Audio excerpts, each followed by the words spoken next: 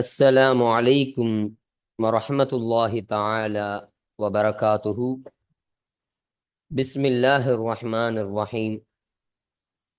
رياض الصالحين பாடம் 86. இந்த ரியாது சாலிஹீன் கிதாபினுடைய 86ஆம் நாள் பாடத்தில் நாம் அமர்ந்திருக்கின்றோம். இந்த பாடத்தில் நன்மையான வழிகள் அதிகம் என்ற தலைப்பின் கீழ் அமையக்கூடிய ஹதீஸுகளை பற்றி நாம் பேசிக் கொண்டிருக்கின்றோம். அல்ஹம்துலில்லாஹ். நம்முடைய ஜாமியா ரகீப் எஜுகேஷனல் ட்ரஸ்டின் மூலமாக பல தீன் சம்பந்தப்பட்ட சேவைகளையும் பல துன்யா சம்பந்தப்பட்ட சேவைகளையும் நாம் செய்து கொண்டிருக்கின்றோம். இந்த சேவைகள் எவ்வித தொய்வின்றி தொடர்ந்து நடைபெறுவதற்காக நீங்கள் துஆ செய்யுங்கள், இன்னும் ஆதரவு தாருங்கள். நன்மையில் ஒன்று சேருவோம், முந்திக் கொள்வோம். உங்களுடைய நன்கொடைகளை எங்களுக்கு நீங்கள் வழங்க விரும்பினால் எங்களுடைய பேங்க் அக்கவுண்ட் டீட்டெயில்ஸ், வங்கி முகவரிகள் இங்கு கொடுக்கப்பட்டிருக்கின்றது. இது அல்லாமல் இங்கு கியூஆர் ஸ்கேனும் கொடுக்கப்பட்டிருக்கின்றது. இதன் மூலமாக நீங்கள் ஸ்கேன் செய்தும் உங்களுடைய நன்கொடைகளை நீங்கள் எங்களுக்கு தாராளமாக வழங்கலாம். அல்லாஹு தஆலா இதன் மூலமாக உங்கள் வாழ்நாளை மென்மேலும் பரக்கத்தாக்கி வைப்பானாக. ஆமீன் ஆமீன் யா ரப்பல் ஆலமீன். இப்பொழுது இந்த ரியாது சாலிஹீன் பாடத்துல 86ஆம் நாள் பாடத்தில் நாம் ஒரு ஹதீஸை பற்றி நாம் பேச இருக்கின்றோம். அந்த ஒரு ஹதீஸானது பனு சலிமா கூட்டத்திற்கு நபி சொன்னது என்ற தலைப்பின் கீழ் இந்த ஹதீஸை நாம் அமைத்திருக்கின்றோம். அப்போ இந்த தலைப்பை வச்சே உங்களுக்கு விளங்கும் இந்த ஹதீஸு எதை பற்றிய ஒரு சம்பவம் என்று. அப்ப பனு சலிமா கூட்டத்திற்கு ஸல்லல்லாஹு அலைஹி வஸல்லம் சொன்ன அந்த விஷயம் என்ன சொன்னார்கள், எப்படி சொன்னார்கள் என்ற செய்தியை நாம் இப்பொழுது பார்ப்போம். அப்போ முதலாவதாக இந்த பனு சலிமா என்று சொன்னா யாரு என்று பார்க்கும் பொழுது, அவர்கள் அன்சாரி சஹாபாக்கள்ல இருந்து ஒரு பிரிவினர்களா இருக்காங்க. சஹாபாக்கள் இருந்து ஒரு அறியப்பட்ட ஒரு கபீலாவாக, ஒரு கோத்திரத்தை சார்ந்தவர்களாக இருக்கிறாங்க. அவங்க தான் பனு சலிமா என்பதாக சொல்றாங்க. அவங்க மதீனாவில் வாழ்ந்து கொண்டு இருக்கக்கூடிய ஒரு கூட்டத்தார்கள். மதீனாவில் தான் வாழ்வாங்க, நமக்கு தெரியும். அப்போ அவங்க ஒரு முறை என்ன செய்கிறாங்கன்னா, தான் வீடு அவர்களுக்கு மஸ்ஜிது நபவியில இருந்து கொஞ்சம் தூரமாக இருக்குது. அவங்க வீடு ஒரு ஏரியாவில், வேற ஒரு தெருவில் அவர்கள் வீடு அமையக்கூடியதாக இருக்கு. அப்படி இருக்கக்கூடிய அந்த வீட்டை விட்டுட்டு மஸ்ஜித் நபவிக்கு பக்கத்துக்கு போகணும்.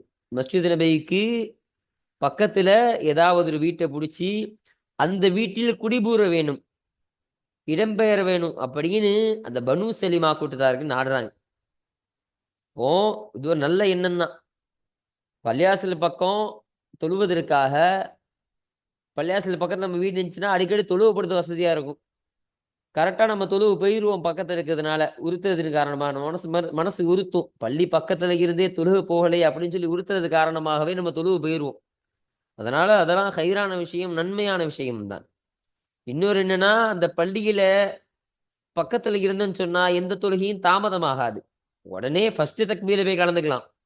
இன்னும் சொல்ல போனா தக்பீர் தஹரீமாவிலேயே கரெக்டா கலந்துக்கலாம். அப்ப அந்த நன்மையும் பெற்றுத்தரக்கூடிய ஒரு விஷயத்த பள்ளி பக்கத்துல இருந்தாதான் நடக்கும். அப்படி என்ற ஒரு காரணத்திற்காக அந்த பனு சலிமா கூட்டம் என்ன செஞ்சாங்கன்னா, பள்ளி பக்கத்துல வீடு எடுக்கணும் அப்படின்னு நாடுறாங்க, அப்படின்னு நினைக்கிறாங்க. இந்த விஷயம் எப்படியோ ஸல்லல்லாஹு அலைஹி வஸல்லம் அவங்க காதுக்கு போயிடுது. இப்போ ஸல்லல்லாஹு அலைஹி வஸல்லம் அவங்க இதை கேள்விப்படுறாங்க. கேள்விப்பட்டு இந்த பனு சலிமா கூட்டத்தார்களை கூப்பிட்டு விடுறாங்க. கூப்பிட்டு, பனு சலிமா கூட்டத்தார்களே, நான் கேள்விப்பட்ட விஷயம் உண்மைதானா? இதே மாதிரி நீங்க மஸ்ஜித் நபவிக்கு பக்கத்துல வீடு எடுத்து அங்க குடிபோருவதற்கு நீங்கள் நாடுகிறீர்களாமே, நான் கேள்விப்பட்ட இந்த விஷயம் உண்மைதானா அப்படின்னு தெளிவுபடுத்துறதுக்காக அவங்கள கூப்பிட்டு ஸல்லல்லாஹு அலைஹி வஸல்லம் கேட்கிறாங்க. அப்போ அந்த சஹாபாக்கள் சொன்னாங்க, ஆமாம் யா ரசூலல்லாஹ், நாங்கள் நினைக்கின்றோம் யா ரசூலல்லாஹ், எங்க வீடு ரொம்ப தூரமா இருக்கு, தொழுவதற்கும் சிரமமா இருக்கு, அங்கிருந்து வருவதற்கு ரொம்ப சிரமம், காலெல்லாம் வலிக்குது யா ரசூலல்லாஹ். அப்போ பக்கத்துல பள்ளி இருந்தா நாங்க டக்குன்னு தொழுவதற்கு வசதியா இருக்கும். பக்கத்துல பள்ளி இருந்தா எந்த ஒரு தொழுகையும் தாமதமாகாது. எந்த வக்தையும் நாங்க மிஸ் பண்ண மாட்டோம். எல்லாத்தையுமே நாங்க கலந்து கொள்ளக்கூடியவர்களாக இருப்போம். எந்த ஒரு மஷூரா பள்ளியில நீங்க வச்சா கூட அதில நாங்க கலந்து கொள்ளக்கூடியவர்களா இருப்போம். அப்படி இந்த ஹைரான விஷயத்தெல்லாம் எடுத்துன்னு ஸல்லல்லாஹு அலைஹி வஸல்லம் அவங்கள்ட்ட சொல்றாங்க. அதையெல்லாம் கேட்டுட்டு ஸல்லல்லாஹு அலைஹி வஸல்லம் அவர்கள் சொன்னது, "உங்கள் வீடு எங்கு இருக்கின்றதோ அங்கேயே இருக்கட்டும். நீங்கள் அங்கேயே நீங்கள் இருந்து கொள்ளுங்க. இன்னும் உங்களுடைய அந்த கால் தடத்தை, அந்த கால் தடங்களை அல்லாஹு தஆலா எழுதி வைப்பான். எழுதி வைக்கின்றான்" என்ற ஒரு செய்தியை அவர்களுக்கு ஸல்லல்லாஹு அலைஹி வஸல்லம் சொன்னாங்க. அப்போ உங்க வீடு பள்ளியை விட்டு கொஞ்சம் தூரமாவே இருக்கட்டும். அப்பதான் இந்த பள்ளிக்கு நீங்க தொழுகைக்கு வரணும்னு சொன்னா, எந்த ஒரு காரியமாக நீங்க வரணும்னு சொன்னாலும், நீங்கள் உங்கள் கால்களை கொண்டு நடந்து ரொம்ப தூரம் நடந்து வருவீங்க. அப்போ நீங்க தூரம் நடக்கக்கூடிய அந்த ஒவ்வொரு நடைக்கும், அந்த ஒவ்வொரு கால் அடி இருக்குதா இல்லையா? அந்த கால் தடத்திற்கும் அல்லாஹு தஆலா நன்மையை வழங்கக்கூடியவனா இருக்கான். அந்த ஒவ்வொரு கால் தடத்தையும் அல்லாஹு தஆலா எழுதி வைக்கக்கூடியவனா இருக்கான். அத அல்லாஹு தஆலா மறக்க மாட்டான். அதனால் அதற்கு செய்ய வேண்டிய என்ன நன்மையோ அதை அல்லாஹு தஆலா உங்களுக்கு வழங்கக்கூடியவனா இருக்கிறான். அதற்காக வேண்டி உங்கள் பாவங்களையும் அல்லாஹு தஆலா போக்கக்கூடியவனா இருக்கிறான். முன்னாடி ஹதீஸ்ல சொல்லப்பட்ட மாதிரி. இன்னும் அதன் காரணமாக உங்களுடைய தரஜாக்கள, உங்களுடைய அந்தஸ்துகள உயர்த்தக்கூடியவனாக இருக்கிறான். அதனால் நீங்கள் அந்த வீட்டிலேயே நீங்க இருந்துக்குங்க. இங்க நீங்க குடிபுகுந்து வராதீங்க. ஏன்னா, இங்க வந்தீங்கன்னு சொன்னா, அந்த ஒரு நன்மைய நீங்க தவற விடுவீங்க. மிஸ் பண்ணிருவீங்க.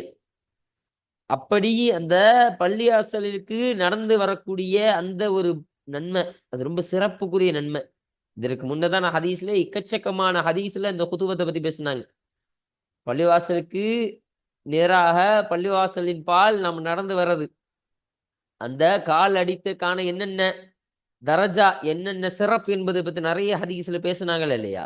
அப்போ இந்த ஹதீஸினுடைய இந்த நன்மைகள்லாம் நீங்க தவற விடுவீங்க, அங்க வந்துட்டா.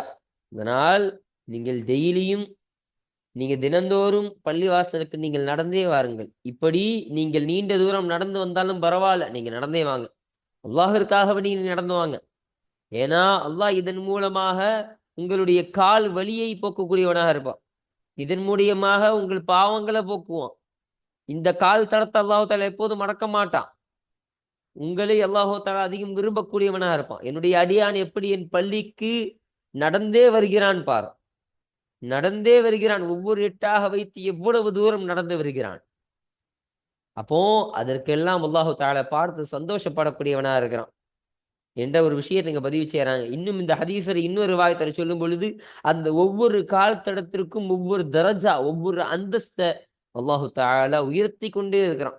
ஒவ்வொரு அந்தஸ்த தரக்கூடியவனாக இருக்கிறான். அந்த ஒவ்வொரு கால் தடத்திற்கும் என்ற ஒரு செய்தியையும் இன்னொரு அறிவிப்பாக இங்கு சொல்லுவாங்க. இப்ப இந்த செய்திய தான், இந்த சம்பவத்தை தான் இந்த ஹதீஸின் மூலமாக நமக்கு கூற வருகிறார்கள். அப்போ இந்த செய்தியையும் இதற்கு கீழாக இன்னொரு அறிவிப்பான ஒரு அறிவிப்ப போடுவாங்க. அந்த அறிவிப்புக்கான தர்ஜிமாக்களையும், அந்த விளக்கத்தையும், இந்த ஹதீஸிற்கான, இந்த அறிவிப்பிற்கான இந்த தர்ஜிமாக்களையும், ஹதீஸுகளையும் நாம் இன்ஷா அல்லாஹ் இப்பொழுது பாடம் வாசிக்கும் பொழுது, ஹதீஸை நாம் இஅராப் வாசிக்கும் பொழுது நாம் பார்ப்போம்.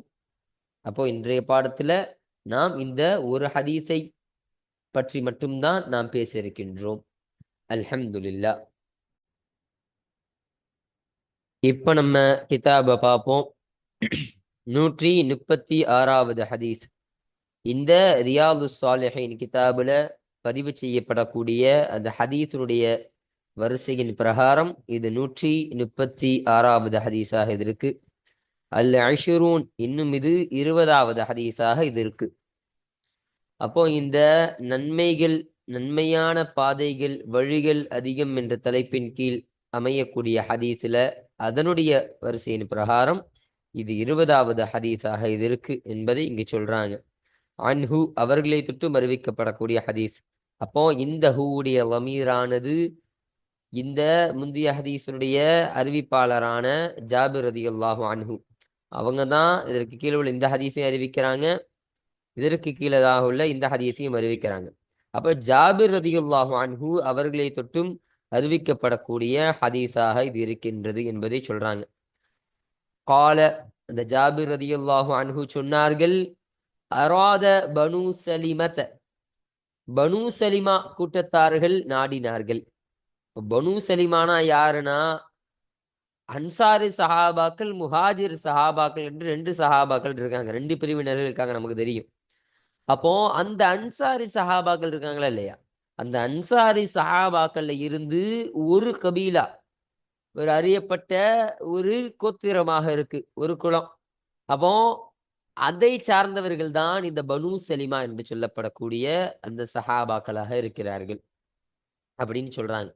இப்ப பாருங்க, அந்த பனு சலிமா அந்த கூட்டத்தார்கள் நாடினார்கள் ஐயன் தகைலு குர்பல் மஸ்ஜிதி, அந்த பள்ளிவாசலுக்கு அருகாமையில் மாறுவதற்கு நாடினார்கள். என்ன மாறுவதற்கு? இடம் பெயர்வதற்கு. என் தகைலுனா இடம் பெயர்றதுன்னு சொல்லலாம். இப்ப வீடு குடி போடுறோம்னு சொல்றோமா இல்லையா, வீடு மாறுறோம். இந்த வீட்டுல இருந்து நம்ம ஒரு புது வீடு கட்டி அந்த புது வீடுக்கு நம்ம இடம் மாறுறோமா இல்லையா, அதுதான் இடம் புகுதல். அப்போ அந்த இடம் புகுதலை அவர்கள் அழைத்தார்கள். அப்போ இங்க அல் மஸ்ஜிதின் போடுறாங்கல்ல, அது மஸ்ஜித் நபவியை குறிக்குது. அப்போ அந்த மஸ்ஜித் நபவிக்கு அருகாமையில தான் வீடை மாற்றுவதற்கு அவங்க நாடினாங்க. பனு சலிமா பனு சலிமா அந்த கூட்டத்தார்கள் வந்து வேற ஏதோ ஒரு கொஞ்சம் தள்ளி அந்த மஸ்ஜிதுல இருந்து, அந்த பள்ளிகள் இருந்து கொஞ்சம் தூரமாக இருக்கக்கூடிய ஒரு தெருவுல அவங்க வீடு இருந்துச்சு அப்படின்னு சொல்றாங்க. அப்ப அந்த வீட்டுல இருந்து இந்த மஸ்ஜித் நபவிக்கு பக்கத்துல ஏதாவது ஒரு வீட்டை பிடிச்சி அந்த வீட்டுல குடிபூறுவதற்கு அவர்கள் ஆசைப்பட்டாங்க, அவங்க நாடினாங்க.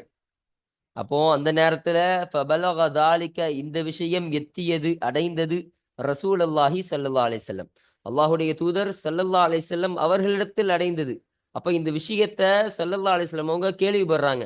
இதே மாதிரி பனு சலிமா அந்த கூட்டத்தார்கள் வந்து மஸ்ஜித் நபவிக்கு பக்கத்துல அவங்களுடைய வீடு வந்து இடம் புகர போறாங்க அப்படி என்ற செய்தி ஸல்லல்லாஹு அலைஹி வஸல்லம் அவர்களை அடைகின்றது. அப்படி கேள்விப்பட்ட உடனே அந்த பனு சலிமா அந்த கூட்டத்தை ஸல்லல்லாஹு அலைஹி வஸல்லம் அவங்க கூப்பிட்டு விடுறாங்க. கூப்பிட்டு காலலகும் அவர்களிடத்தில் ஸல்லல்லாஹு அலைஹி வஸல்லம் அவங்க கேட்டாங்க, இன்னஹு நிச்சயமாக விஷயம், கதுபலகனி திட்டமாக என்னை எத்தியது, என்னை வந்து அடைந்தது, அன்னக்கும் நிச்சயமாக நீங்கள் ஆகிறவர்கள், துரீதுன நாடுகின்றீர்கள், தந்தகைலு குர்பல் மஸ்ஜிதி, அந்த மஸ்ஜிதின் நபவிக்கு அருகாமையில் குடிபுகுதுவதை, இடம்பெயர்வதை நீங்கள் நாடுகிறீர்கள் என்ற அந்த செய்தி என்னை அடைந்ததே அப்படின்னு ஸல்லல்லாஹு கேட்குறாங்க. அப்போ அவங்கள கூப்பிட்டுட்டு, இதே மாதிரி மஸ்ஜிதில் நபவிக்கு பக்கத்துல நீங்க குடி போக போறீங்களாமே, என்ன காரணம், எதனால அங்க குடி போட போறீங்க, இந்த செய்தி என்னிடத வந்துச்சு, இது உண்மைதானா அப்படின்னு ஸல்லல்லாஹு அலைஹி வஸல்லம் அவங்கள்ட்ட கேட்குறாங்க. அப்போ காலு அந்த பனு சலிமா கூட்டத்தார்கள் சொன்னார்கள், நஅம் யா ரசூலல்லாஹ், அல்லாஹுடைய தூதரே ஆமாம் யா ரசூலல்லாஹ், நீங்கள் கேள்விப்பட்டது உண்மைதான். கது அரதுனா தாலிக்க, நாங்கள் இதைதான் நாடினோம், திட்டமாக நாங்கள் இதை நாடினோம். அப்போ நாங்களும் இதைத்தான் நாடினோம் யா ரசூலல்லாஹ், நீங்க கேள்விப்பட்டதுலாம் உண்மைதான். எங்க வீடு ரொம்ப தூரமா இருக்கு, எங்களுடைய வீடுகள் ரொம்ப மஸ்ஜித் நபை விட்டு ரொம்ப தூரமா இருக்கு. அந்த பள்ளிவாசலுக்கு பக்கத்துல நாங்க வீடு எடுத்துட்டு வந்துட்டோம்னு சொன்னா அந்த பள்ளிவாசல் தொழுவு வர்றதுக்கு ரொம்ப வசதியாக இருக்கும். அடிக்கடி பக்கத்துல இருந்தா நம்ம அடிக்கடி தொழுகைக்காக வேண்டி போகணும் என்ற ஒரு உறுத்தல் நமக்கு இருக்கும் யார சொல்லலாம். அதன் காரணமாக நாங்கள் பள்ளிவாசலில் தொழு வேண்டும், சீக்கிரம் அந்த தொழுகையில சீக்கிரம் கலந்துக்கணும், அப்படி என்ற ஒரு நல்ல எண்ணத்தின் காரணமாக தான் நாங்கள் இந்த முடிவை எடுத்தோம் யார சொல்லலாம், நாங்க இந்த விஷயத்தை நாடினோம் யார சொல்லலாம் என்று அந்த பனு சலீமா கூட்டத்தார்கள் சொன்னார்கள். அப்போ ஃபகால எனவே ஸல்லல்லாஹு அலைஹி வஸல்லம் அவர்கள் சொன்னார்கள், பனு சலிமாவே,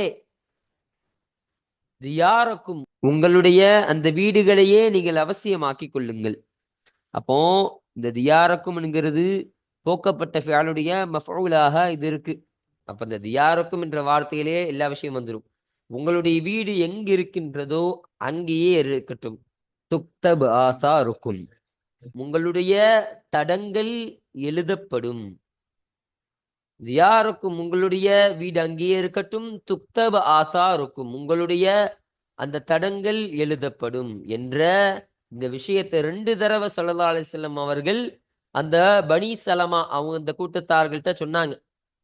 அப்போ என்ன சொல்றாங்கன்னா, உங்க வீடு அங்கேயே இருக்கட்டும், உங்களுடைய தடங்கள் எழுதப்படும். என்ன தடத்தை இங்க சொல்றாங்கன்னா, அவர்களுடைய கால் தடத்தை சொல்றாங்க ஸல்லல்லாஹு அலைஹி வஸல்லம். இப்போ ஆசாரனா தடங்கள். இப்போ கால் தடங்கள் தான் காலை எத்தி வைப்போமா இல்லையா? ஒவ்வொரு இடத்துல தான் நடக்கக்கூடிய ஒவ்வொரு அடி இருக்குதா இல்லையா? அந்த அடியை தான், அந்த ஒவ்வொரு எட்டை தான் ஸல்லல்லாஹு அலைஹி வஸல்லம் இதன் மூலமாக நாடுறாங்க. அப்போ உங்க வீடு எங்க இருக்குதோ அங்கேயே அது இருந்து கொள்ளட்டும். உங்களுடைய கால் தடங்கள் எழுதப்படும் என்று சொன்னால், நீங்கள் அந்த வீட்டில இருந்து இந்த பள்ளிவாசலுக்கு நீங்கள் வரக்கூடிய அந்த கால் தடம், அந்த காலடி எத்தனை இருக்கின்றதோ அது எண்ணப்படும், எழுதப்படும். அப்போ நீங்க தூரமா இருந்தாதான் நீங்க அந்த பள்ளிக்கு நடந்து வருவீங்க. அந்த நடந்து வர்றது கொஞ்சம் தூரமாகறதுனால உங்க கால் தடங்கள் அதிகமாக ஆகும். அப்படி அதிகமா ஆணுச்சு சொன்னா நன்மைகளும் உங்களுக்கு அதிகமாக பெறக்கூடியதாக இருக்கு. இப்போ உங்களுக்கு பள்ளி பக்கத்திலே இருக்குன்னு சொன்னா நீங்க டக்குன்னு பள்ளிக்கு வந்துருவீங்க. பள்ளியில் சீக்கிரம் கலந்து கொண்டதற்கான நன்மை உங்களுக்கு கிடைக்கும். பள்ளியில தொழுகையை நிறைவேற்றியதற்கான நன்மை உங்களுக்கு கிடைக்கும். அதற்குரிய தரஜாலம் தனி. ஆனா அந்த பள்ளியில நடந்து வரக்கூடிய ஒரு நன்மையை நீங்கள் தவற விடுவீர்கள். அப்படி ஒரு விஷயத்தை நீங்க தவற விடாதீங்க. உங்களுடைய கால் தடங்கள் நிச்சயமாக அல்லாஹு தஆலா எழுதி வைப்பான். எழுதி வைக்கிறது மட்டும் கிடையாது, அதற்கான நன்மைகளையும் அந்த கால் தடத்திற்கு என்ன அந்தஸ்து இருக்கின்றதோ அந்த அந்தஸ்தையும் அல்லாஹு தஆலா உங்களுக்கு வழங்கக்கூடியவனா இருப்பான். அதனால் உங்கள் வீடு அங்கு இருப்பதுதான் உங்களுக்கு ஹைராக இருக்கு. நீங்கள் இங்கு மாறி வராதீர்கள். இங்கு இடம் மாறி இங்கு குடிபோகிற நீங்கள் வராதீர்கள் என்பதை பனு சலிமா கூட்டத்தார்களுக்கு ஸல்லல்லாஹு அலைஹி வஸல்லம் அவர்கள் சொன்ன ஒரு செய்தியை தான் இந்த ஹதீஸில் நமக்கு பதிவு செய்து தருகிறார்கள். ரவாஹு முஸ்லிம், இந்த ஹதீஸினை முஸ்லிம் ரஹ்மத்துல்லாஹி அலை அவர்கள் அறிவித்தார்கள் என்பதை இங்கு தெரிவிக்கிறாங்க. அப்போ இந்த ஹதீஸானது இந்த நன்மையான பாதைகள் அதிகம் என்ற இந்த தலைப்பின் கீழ் அமைவதற்கான காரணம் என்னவென்று சொன்னால், ஸல்லல்லாஹு அலைஹி வஸல்லம் அன்னவர்கள் அந்த பனு சலிமா கூட்டத்திற்கு சொன்னாங்களா இல்லையா? உங்க கால் தடங்கள்லாம் எழுதப்படும். அப்போ உங்க நன்மையெல்லாம் எழுதப்படும். தேவையில்லாம நீங்க வீடு இங்க குடி புகுந்து வந்து அந்த நீங்கள் நடந்து பள்ளிக்கு செல்லக்கூடிய அந்த சின்ன நன்மையை நீங்க தவற விட்டுறாதீங்க. அதுவும் உங்களுக்கு பெரிய நன்மைய வழங்கித் தரக்கூடியதாக இருக்கு, வாங்கித் தரக்கூடியதாக இருக்கு. அதனால் அதை நீங்கள் கடைபிடித்து வாருங்கள். பள்ளிக்கு நீங்க நடந்தே வாருங்க. தூரமாக இருந்தாலும் சரி, கால் வலிச்சாலும் சரி, அல்லாஹ்விற்காக அவனுடைய இல்லத்திற்கு நீங்கள் நடந்தே வாருங்கள். உங்களை அல்லாஹு தஆலா மறக்க மாட்டான். உங்கள் கால் தடங்களை அல்லாஹு தஆலா மறக்க மாட்டான். உங்களுக்கு அல்லாஹு தஆலா மென்மேலும் பரக்கத்தை தான் செய்வான். அல்லாஹ்வின் மூலமாக உங்களுக்கு அந்த காலினுடைய வலியை கூட அல்லாஹு தஆலா குறைக்க கூடும். அதனால் நீங்கள் அப்படியே வாருங்கள் என்று ஸல்லல்லாஹு அலைஹி வஸல்லம் சொன்னாங்க. அப்போ இங்க ஒரு நன்மைய நமக்கு இங்க ஸல்லல்லாஹு அலைஹி வஸல்லம் அவங்க தெளிவுபடுத்தி தராங்க. இப்ப பள்ளிக்கு நடந்து செல்றது, பள்ளிக்கு நீ நடந்து போ. நடந்து போறது மூலமா அது ஒரு பெரிய நன்மையை உனக்கு பெற்றுத்தரக்கூடியதாக இருக்கு என்ற ஒரு நன்மையான ஒரு காரியத்தை நமக்கு இங்கு எளிதுபடுத்தி தராங்களா இல்லையா? எளிதாக ஆக்கி தராங்களா இல்லையா? அப்போ இந்த ஒரு கருத்து இந்த ஹதீஸ் உள்ளடக்கியதன் காரணமாக தான் இந்த ஹதீஸானது இந்த நன்மையான பாடங்கள், நன்மையான வழிகள் அதிகம் என்ற தலைப்பின் கீழ் இந்த ஹதீஸு அமையக்கூடியதாக இது இருக்கின்றது. இன்னும் நான் மேலேயே சொல்லப்பட்டது மாதிரி பனு சலிமாவிற்கு நபி சொன்னது என்ற தலைப்பின் கீழையும் இந்த ஹதீஸானது அமையக்கூடியதாக இது இருக்கின்றது. அப்போ இதுதான் இந்த 136வது ஹதீஸ். இங்கே சொல்லப்பட்டிருக்கக்கூடிய இந்த ரிவாயத்து அசலான ரிவாயத்தாக இருக்கு இந்த ஹதீஸ்ல. அப்போ இதற்கு இன்னொரு ஃபராக எக்ஸ்ட்ராவாக சொல்லக்கூடிய ஒரு ரிவாயத்து, ஒரு அறிவிப்பை நமக்கு இங்கு போட்டு தராங்க பாருங்க. ஒஃபி ரிவாயத்தின் இன்னொரு அறிவிப்பில் உள்ள செய்தியாகும். இன்னொரு அறிவிப்பில் என்ன சொல்றாங்க? இன்னபிகுல்லி ஹதுவத்தின் தரஜத்தன், நிச்சயமாக தரஜா அந்தஸ்து என்பது ஒவ்வொரு காலடிகளை கொண்டே உள்ளது. அப்போ நீங்க வைக்கக்கூடிய அந்த ஒவ்வொரு அடிகளுக்கும் உங்களுக்கு ஒவ்வொரு தரஜா கூடப்படுகிறது. உங்களுக்கு ஒவ்வொரு தரஜாவை, உங்களுடைய அந்தஸ்து அல்லாஹு தஆலா ஒவ்வொரு படிய குட்டி தரக்கூடியவனா இருக்கான் என்ற ஒரு கருத்துல தான் இந்த ஹதீஸ ஸல்லல்லாஹு அலைஹி வஸல்லம் சொல்றாங்க. அப்போ நீங்க அந்த நன்மையை உற்றாதீங்க.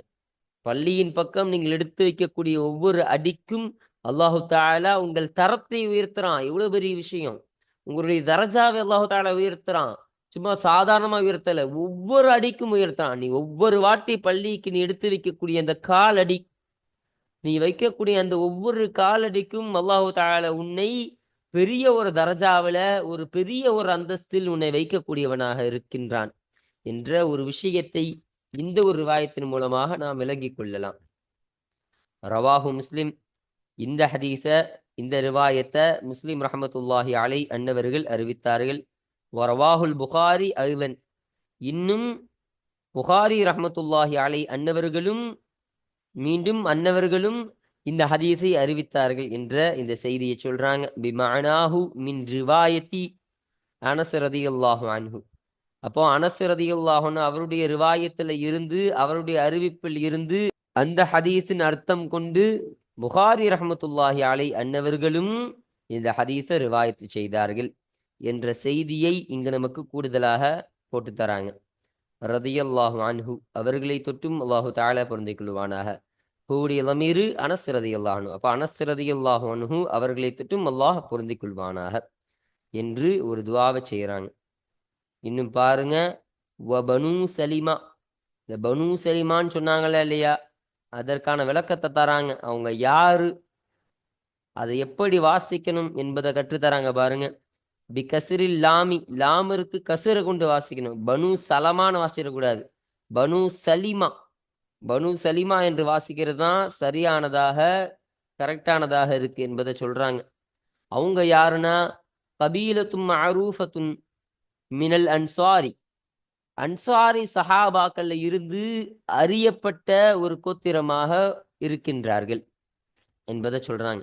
இப்ப அன்சாரி சஹாபாக்கள் மேலேயே நம்ம ஒரு விளக்கத்தை சொன்னோம். அந்த அன்சாரி சஹாபாக்கள் இருக்காங்க இல்லையா, அவர்கள இருந்து அது ஒரு பிரிவு, அறியப்பட்ட எல்லோருக்கும் தெரிந்த அறிந்த ஒரு கபீலாவாக, ஒரு கோத்திரமாக அந்த பனு சலிமா என்ற கோத்திரம் இருக்கின்றது என்பதை தெளிவுபடுத்துறாங்க இதன் மூலமாக. ரதியல்லாஹு அன்ஹும் அவர்களை தொட்டும் அல்லாஹு தஆலா பொருந்திக் கொள்வானாக. அந்த அன்சாரி சஹாபாக்களுக்கு இது போகுது இந்த லமீர். அன்சாரி சஹாபாக்கள் அவர்களை தொட்டும் அல்லாஹு தஆலா பொருந்திக் கொள்வானாக என்று நம்ம துஆ செய்கிறோம்.